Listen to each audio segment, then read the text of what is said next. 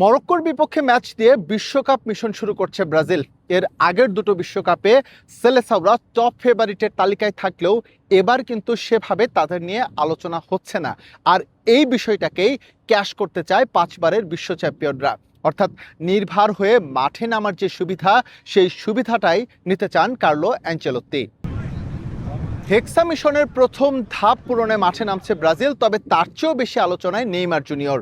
কদিন ধরেই আলোচনায় ছিলেন তিনি হয়তোবা মরক্কোর বিপক্ষে ম্যাচে নামতে পারবেন না, শেষ পর্যন্ত সেটাই সত্যি হয়েছে।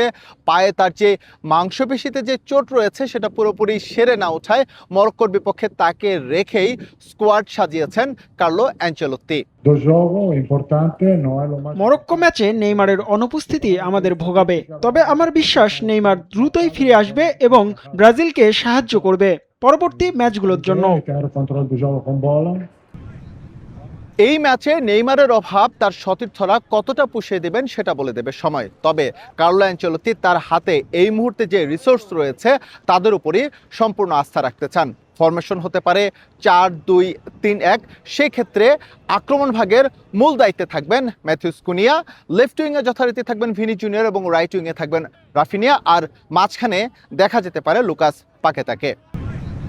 প্রথম ম্যাচে নেইমার নেই, ব্রাজিল ফুটবলে সাম্বার ছন্দটাও ঠিক আগের মতো নেই। তারপরেও কার্লো অ্যানচেলত্তির এই দলটার উপর নিঃসন্দেহে বাজি ধরা যায়, সেটা তার কৌশল এবং টেকটিক্যাল যেই গুণ রয়েছে সেই গুণের জন্য।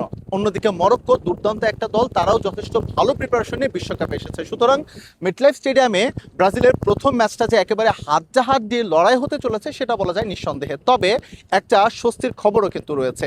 গেল বিশ্বকাপে আর্জেন্টিনা লুসিয়েল থেকে তাদের মিশন শুরু করেছিল এবং শেষ পর্যন্ত তারা চ্যাম্পিয়ন হয়েছিল।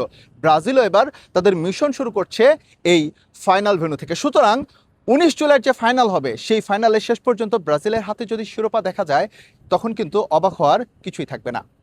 এস এম ইকবাল, সময় সংবাদ, নিউ জার্সি, মার্কিন যুক্তরাষ্ট্র।